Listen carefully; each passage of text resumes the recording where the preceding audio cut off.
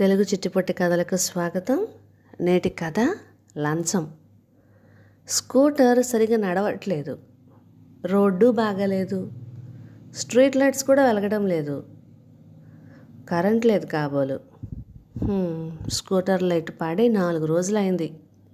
అమ్మో, speed breaker కాదు, municipality వల్ల మ్యాన్ హోలా. ఆ తర్వాత ఏమైందో నారాయణరావుకు తెలీదు. తెలివి వచ్చాక చూసుకుంటే తెలుస్తోంది, అది ఇల్లు కాదు, ఏదో హాస్పిటల్ ఎమర్జెన్సీ వార్డు. ఎప్పుడొచ్చాడో, ఎలా వచ్చాడో, చావు ముంగిట్లోకి వెళ్ళొచ్చాడు, వెళ్తున్నాడు, వెళ్ళాడు, మళ్ళాడు, తెలీదు. మళ్ళీ స్పృహ కోల్పోయాడు. నారాయణరావుది ఓ పాట మంచి ఉద్యోగమే, జీతం కన్నా గీతం ఎక్కువ. ఆ సీటుకి పనిచేసి పెట్టడానికి వచ్చిన వాళ్ళని ఎంత ఇబ్బంది పెడితే అంత రాబడి. ఎంత రాబడి ఉన్నా దర్జాగా కారులో తిరగడానికి లేదు. డొక్కు స్కూటర్ అమ్మేసి ఏ బైకో కొన్నా 1,00,000 ఆరాలు, 1,00,000 ఎంక్వైరీలు, ఆపై కమిషన్లు, సస్పెన్షన్లు. అందుకే లో ప్రొఫైల్లోనే ఉండిపోతాడు. రిటైర్ అయ్యాక హాయిగా సొంతూరులో కారు వేసుకొని సొంత ఇంట్లో ఏసీ పెట్టుకొని దర్జాగా ఉండాలని కూడబెడుతున్నాడు. పంచుకొని తినడానికి పిల్లలు లేరు. భార్య కడుపు నిండా తినలేదు, బీపీ, షుగరు. ఓ పూట అన్నం, ఓ పూట చపాతి. పాపం. తినడమే కాదు, ఆ రోగం వచ్చినప్పటి నుంచి రుచిగా వండడం కూడా మర్చిపోయింది. కట్టలు కట్టలుగా డబ్బులు తెచ్చి పడేస్తున్నప్పుడల్లా కలనీళ్ళు పెట్టుకుంటుంది ఆ వెర్రిమాలకం. ఎందుకండి ఈ పాపం? మీరు చేసే పనిలో నిజాయితీగా ఉంటే 4 జీతం రాళ్లతో కడుపులు నిండవా అంటుంది. అతనికి ఇంట్లో తిండి తప్పించుకునే ఛాన్స్ చాలాసార్లే వస్తుంది. కాస్త పెద్ద పని మీద ఎవరైనా పెద్ద పార్టీలు ఇస్తే మధ్యాహ్నం మద్యంతో పాటు ఏ బిర్యానీనో కూడా నడిచిపోతుంది. ఆ రోజు యాక్సిడెంట్కి ముందు బార్లోనే 9 అయింది. జేబులో డబ్బులుండాలి. రెండోసారి స్పృహ రాగానే గుర్తొచ్చి జేబులు తడుముకోబోయాడు. జేబే కాదు, ప్యాంట్ కూడా లేదు. కాలికో బరువైన కట్టు, చేతికి కట్టు, తల దిమ్ముగా ఉంది, తల నిండా బ్యాండేజ్ కట్టు. చచ్చాను రోయ్ అనుకున్నాడు చచ్చి బతికిన నారాయణరావు. 4 రోజులు స్పృహలో వచ్చినట్లుగా రూఢి అయ్యాక స్ట్రెచ్చర్లో తీసుకొచ్చి స్పెషల్ రూమ్కి చేర్చారు. భార్యతో పాటు కొందరు ఆఫీస్ స్టాఫ్ స్పెషల్ రూమ్ బయట నిలబడి స్వాగతాలు ఇచ్చారు. కలనీళ్ళు ఆపుకుంటున్న భార్యను చూడగానే నారాయణరావుకి కళ్ళ నిండా నీళ్లు తిరిగాయి. స్టాఫ్ను చూశాక మళ్ళీ కళ్ళు మూసుకున్నాడు. పలకరింపులు, పరామర్శలు అన్నీ అయ్యాక మిత్రులంతా వెళ్ళాక మాట పెగుల్చుకొని భార్య అడిగింది, ఆ రోజు చాలా డ్రింక్ చేశారా? రోడ్డు బాగాలేదు, పైగా కరెంట్ లేదు. అవును, స్కూటర్ ఏమైంది? మాట మార్చడానికి అడిగాడు.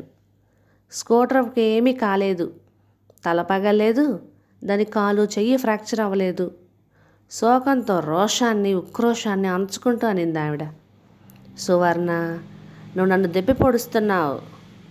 సువర్ణ చెంగు నోటి ముందు పెట్టుకొని ఏడుపు ఆపుకోలేకపోతోంది. నారాయణరావుకి కొంచెం సేపు ఏం మాట్లాడాలో తెలియలేదు. గొంతులో మాటల్ని గుండెలో దిగమింగుకున్నాడు. సువర్ణ 4 రోజులుగా అనుభవిస్తున్న ఆందోళన అంతటినీ కన్నీరుగా మార్చుకొని రిలాక్స్ అవుతోంది. కొంతసేపు అయ్యాక, పుల్లంరాజు కాంట్రాక్టర్ లేడు, అపార్ట్మెంటు లేఅవుట్ని శాంక్షన్ చేయమని చాలా రోజుల నుంచి తిప్పుతున్నాను. నిన్న రాత్రి కాదు, 4 రోజులైంది మీరు మనుషుల్లో లేక. 4 రోజులు మత్తు దిగనంతగా తాగారు అనిపించింది. ఆమె ఏడుపుని అతను ఆపలేకపోయాడు. తనే తేరుకుని తల బద్దలైంది. 24 గంటల వరకు చెప్పలేమన్నారు, మళ్ళీ 48 గంటలు అన్నారు. దేవుడి దయ, మా ప్రయత్నం మేము చేశామన్నారు డాక్టర్లు. మీ గురించి నాకన్నా ఎక్కువగా వాళ్ళు కంగారు పడ్డారు తెలుసా? సువర్ణ మాటి మాటికి కారుస్తున్న కన్నీళ్లను చూడకుండా కళ్ళు మూసుకున్నా చెవులు ఆమె రుద్రకుద్ర కంఠాన్ని తప్పించుకోలేకపోతున్నాయి. ఆ మాట పూర్తయ్యాక దీర్ఘమైన నిశ్వాస. దాని అర్థం బాధో వ్యధో, నస ఆపేయమన్న శాసనమో తెలీదు. కళ్ళు మూసుకున్నాడు. నారాయణరావు. కళ్ళు ఒత్తి చూసింది సువర్ణ. మళ్ళీ ధైర్యంగా కొంత నిశ్శబ్దం గడిచాక, ఎవరు తెచ్చారు ఈ హాస్పిటల్కి? ఎవరో పుణ్యాత్ముడు రోజు వచ్చి మీకెలా ఉందని అడిగి వెళ్తున్నాడు పాపం. నా ప్యాంటు జేబులో డబ్బులు? ఆ పుణ్యాత్ముడి మీద డౌట్తోనే అడిగాడు. 16,556. ఇంటి నుండి వెళ్ళేటప్పటికి మీ జేబులో చిల్లరతో కలిసి 56 రూపాయలుండేవి.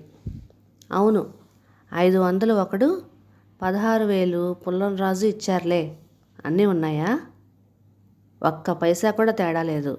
మీ వాచి, ఉంగరం, సెల్ ఫోను కూడా అతనే నాకు తెచ్చిచ్చాడు. అంత మంచివాళ్ళు లోకంలో ఉంటారా? నారాయణరావు కుచించుకుపోతున్నాడు. తను అలాంటి పరిస్థితుల్లో పడి ఉన్న వాళ్ళు ఎవరైనా ఉంటే హాస్పిటల్కి తెస్తాడా? తేడు. డబ్బులు వాళ్ళకి ఇస్తాడా? ఇవ్వడు. నారాయణరావుకి స్వస్వరూప జ్ఞానంతో పాటు తనలో లోపం కూడా తెలుస్తోంది. ఆ పుణ్యాత్ముడు ఎవరో చూడాలని ఉంది. స్పెషల్ రూమ్ తలుపు కొట్టిన శబ్దమైంది. సువర్ణ తలుపు తెరిచింది. అమ్మా, నమస్తే. ఎమర్జెన్సీ వార్డు నుంచి షిఫ్ట్ చేశారని సార్ని అక్కడ చెప్తే ఇక్కడికి వచ్చాను. బాగున్నారు కదా? మెలకువగానే ఉన్నారు, రండి. ఆ గొంతు ఎక్కడో విన్నదే. ఎవరో గుర్తు రావట్లేదు నారాయణరావుకి. మాటలు పూర్తిగా వినబడడం లేదు. అతను వచ్చేలాగా నిద్ర నటిస్తూ కళ్ళు మూసుకున్నాడు. అదే ఆఫీసులో అయితే వచ్చిన వ్యక్తిని నిర్లక్ష్యంగా చూసి ఇంటర్కంలో ఎవరితోనో పని ఉన్నట్లుగా బాతకాన్ని వేస్తాడు. ఇప్పుడు కళ్ళు మూసుకొని ఉంటే సగం గోల ఉండదు. సువర్ణ వచ్చి పిలిచింది. కాదు, తట్టింది. ఇదిగో ఎవరొచ్చారో చూడండి. మీ ప్రాణాన్ని కాపాడి మిమ్మల్ని హాస్పిటల్కి చేర్చిన పుణ్యాత్ముడు అంది. మన వల్ల చాలామంది మేలు పొంది ఉన్నారులే. వాళ్ళల్లో ఒకడు అనుకున్న నారాయణరావు కళ్ళు తెరిచి ఆ పుణ్యాత్ముని చూసి షాక్ అయ్యాడు. అతను తన దగ్గరికి ఆ రోజు వచ్చిన వ్యక్తి. తన ఇంటి ప్లాన్ పోయింది, కాపీ ఇమ్మని నెల రోజులుగా తిరుగుతున్న వ్యక్తి.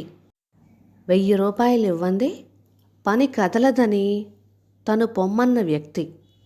500 చేతికిచ్చి ఇంకేం ఇవ్వలేనన్న గుడిసెలలో బడుగు వ్యక్తి.